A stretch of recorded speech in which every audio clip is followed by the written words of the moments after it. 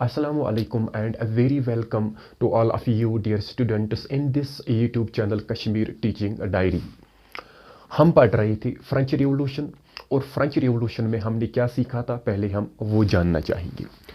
हमने 1789 से पहले जब आउटब्रेक ऑफ रिवॉल्यूशन हुआ था, उससे पहले की कहानी में हमने ये पढ़ा था कि जो लुई 16 था, ये जब किंग बनता है, तख्त नशीन हो जाता है, तो वहाँ पर पहली प्रॉब्लम होती है कि जो ट्रेजरी थी, गवर्नमेंट का ख़जाना जो था, ये एम्प्टी था। मीन्स कि गवर्नमेंट के ख़जाने की जो फाइनेंशियल पोजीशन थी वो बहुत ज़्यादा ख़राब थी। दूसरी प्रॉब्लम कि जो फ्रेंच सोसाइटी थी, यहाँ पर डिवीजन हो चुका था on the base of social status. इसको हमने 3 डिविजन्स में देखा था, first state, second state and third state. First and the second state जो थे वो एंजॉय करते थे certain privileges by birth. Most important among them was they were exempted from paying taxes. और थर्ड स्टेट जो था, जो भी फाइनेंशियल बर्डन था वो थर्ड स्टेट को ही सहना पड़ता था। इसका मतलब था कि सोसाइटी वहाँ पर जो थी वो इक्वलिटी की बुनियाद पर नहीं थी, वहाँ पर सोशल डिवीजन क्रिएट हुआ था बाय द मोनार्क। और थर्ड प्रॉब्लम इसके होते हुए वहाँ पर क्या होता था, स्ट्रगल टू सर्वाइव, लोगों का जीना जो था वो बहुत ज़्यादा मुश्किल हो चुका था। और इस सभी सिचुएशन में एक सिचुएशन को हमने पढ़ा था, that is called subsistence crisis, जिसमें से हार्वेस्ट हमारा सही नहीं हुआ था, फूड स्कैरसिटी क्रिएट हुआ था। उस फूड स्कैरसिटी के क्रिएट होने की वजह से जो प्राइसेस ऑफ द ब्रेड था वो बहुत ज़्यादा इंक्रीज़ हो चुका था, और जो गरीब लोग थे वो एफोर्ड ही नहीं कर पा रहे थे, वो ब्रेड बाई ही नहीं कर पा रहे थे। और फाइनली वहाँ पर फूड राइट्स के बारे में हमने पढ़ा था। जब फूड राइट्स हो जाते हैं तो वहाँ पर वीकर बॉडीज़ क्रिएट हो जाती हैं। इसका मतलब ये हुआ कि उसके ज़रिए से लोगों की जो सेहत होती है, हेल्थ जो होती है, वो मुतासर हो जाती है। और इसके चलते हुए हम लोग जो होते हैं उनको डिजीज़ लग जाती है, एंड फाइनली वो जो डिजीज़ होते हैं उसकी वजह से जो नंबर ऑफ डेथ्स हो जाती हैं उनमें इंक्रीज देखने को मिली थी। और यही एक सिचुएशन थी जो सबसिस्टेंस क्राइसिस को जिसने वहाँ पर जन्म दिया था। ये सब कुछ हमने पढ़ा था बिफोर आउटब्रेक ऑफ रिवॉल्यूशन। ये सब कुछ हमने पढ़ा था फर्स्ट लेक्चर वीडियो में। और इससे पहले 1789 से पहले कौन कौन से कंडीशंस सोसाइटी में क्रिएट हुए थे उनके बारे में हमने सही तरह से जाना है। आइए हम आज का जो लेक्चर है वो हम स्टार्ट करते हैं। आज का हमारा जो लेक्चर है वो है a growing middle class envisages and and to privileges. अब इस फ्रेंच सोसाइटी में ही जो थर्ड स्टेट था, उनमें से जो मिडिल क्लास थे वो इमर्ज हो जाते थे, और वो उनमें से एक पॉलिटिकल अवेकनिंग आ जाती है, और उस पॉलिटिकल अवेकनिंग के ज़रिए ही आउटब्रेक ऑफ द रिवॉल्यूशन आ जाता है। लेकिन अब यहाँ पर यह है कि इससे पहले 1789 से पहले भी यही सोसाइटी फ्रांस में एग्जिस्ट करती थी। इससे पहले उनमें ये पॉलिटिकल अवेकनिंग क्यों आती है, उनकी आइडियोलॉजी पहले चेंज क्यों नहीं हो जाती, और यही सब कुछ आज हमने इस वीडियो लेक्चर में समझना है।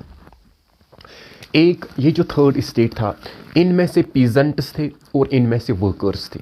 ये participated in revolt against increasing taxes and food scarcity. Peasants and workers of the third state continuously revolt कर रहे थे अगेंस्ट इंक्रीजिंग टैक्सेस, क्योंकि मोनार्क लुई 16 ने स्टेप लिया था कि हम इन टैक्सेस को इंक्रीज करेंगे। इसके खिलाफ लुई 16 को प्रोटेस्ट का सामना फेस करना पड़ता है, और वो प्रोटेस्ट कर रहे थे फूड स्कैरसिटी के खिलाफ। पहली सिचुएशन। लेकिन इस ही मिडिल क्लास में एक ग्रुप इमर्ज होकर आता है, but only A section with in the third state became prosperous and educated. ये क्या बनते हैं, एक तो ये प्रॉस्पेरियस बनते हैं और ये एजुकेटेड बनते हैं। अब हम देखेंगे ये एजुकेटेड क्लास जो होता है, ये प्रॉस्पेरियस क्लास जो होता है, ये कहाँ से इमर्ज होता है और इनमें से पॉलिटिकल अवेकनिंग किस तरह से आते हैं। पहले हम सीखेंगे ये प्रॉस्पेरियस और एजुकेटेड किस तरह से बनते हैं। प्रॉस्पेरियस सेक्शन इसी मिडिल क्लास का एक सेक्शन था। ये मर्चेंट लोग थे, जो ट्रेडर्स थे, जो लायर्स थे, और जो मैन्युफैक्चरर्स थे, और जो प्रोफेशनल्स थे, ये वो लोग कहलाते हैं। ये ओवरसीज ट्रेड करते हैं and from manufacturing of goods, और बहुत ज़्यादा तिजारत ये करते हैं बाकी कंट्रीज से, बाकी रीजन से, बाकी टेरिटरीज से, और फाइनली इनमें से और फाइनली क्या हो जाता है कि ये प्रॉस्पेरियस हो जाते हैं। ये एक सेक्शन सोसाइटी का था। ये दूसरा क्लास जो हमारा था, ये एक एजुकेटेड ग्रुप इमर्ज होकर आता है और इनकी सोच में एक चेंज देखने को मिलती है। वो क्या था? They believed that no group in society should be privileged by birth. इनकी सोच के हिसाब से जो first state and the second state, clergy and the nobility, certain privileges by birth enjoy कर रहे थे, अब ये थर्ड स्टेट वाले, इनमें पॉलिटिकल अवेकनिंग जब आती है, ये उसकी अपोजिशन करते हैं।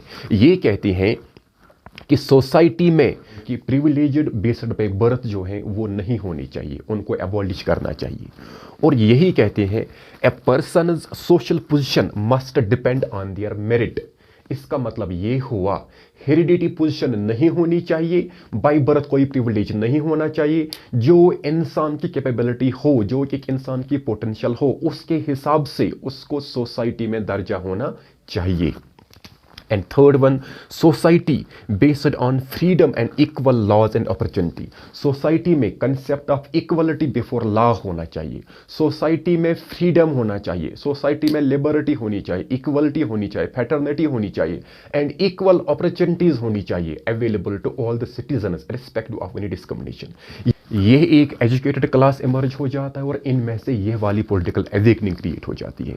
अब क्वेश्चन ये इमर्ज हो जाता है कि अभी तक ये वाला क्लास फ्रांस में ही एग्जिस्ट करता था, लेकिन अब तक इनमें ये जो पॉलिटिकल अवेकनिंग है अभी तक दिखाई नहीं दे रही थी।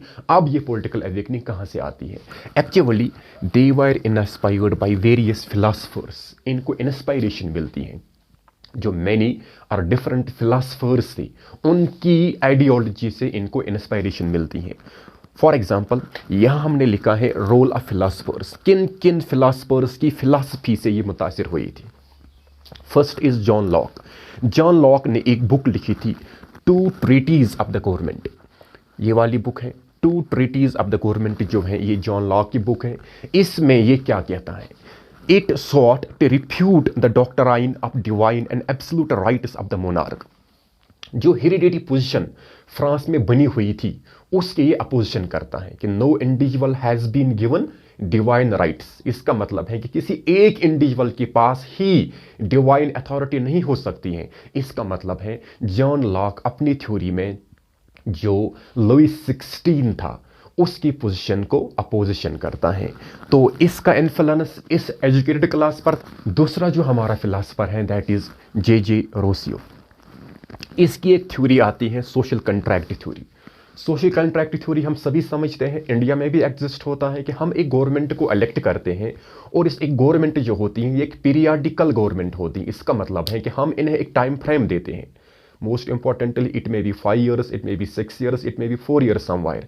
इंडिया में है 5 साल के लिए हम गवर्नमेंट इलेक्ट करते हैं और गवर्नमेंट को इलेक्ट करने का मकसद ये होता है कि इनकी जो टर्म होती है ये एक्सपायर्ड होती है और हमारा एक इनके साथ एक कंट्रैक्ट होता है कि हम आपको इलेक्ट कर रहे हैं, in return you have to fulfil and you have to satisfy our basic needs. आपको हमारी बेसिक नीड्स जो हमारी हैं, बेसिक फैसिलिटीज जो हमारी हैं, उनको हमने फैसिलिटेट करना है। इसका मतलब है हमारे और आपके दरमियान एग्रीमेंट होता है, कंट्रैक्ट होता है। इन केस आप हमारी उम्मीदों पर नहीं उतरते हैं, सिटीजन्स के पास राइट आ जाता है कि वो इसी रूलर को ओवरथ्रो करके दूसरी गवर्नमेंट का इंतखाब कर सकते हैं, दूसरी रिप्रेजेंटेटिव गवर्नमेंट का इंतखाब कर सकते हैं। यही कुछ जे रोसियो की आइडियोलॉजी थी, सोशल कंट्रैक्ट इसकी थ्योरी थी। ये क्या कहता है? There must be a form of government based on social contract between the people and representatives. एक ऐसी गवर्नमेंट होनी चाहिए, सिटीजन्स और गवर्नमेंट के दरमियान एक कंट्रैक्ट होना चाहिए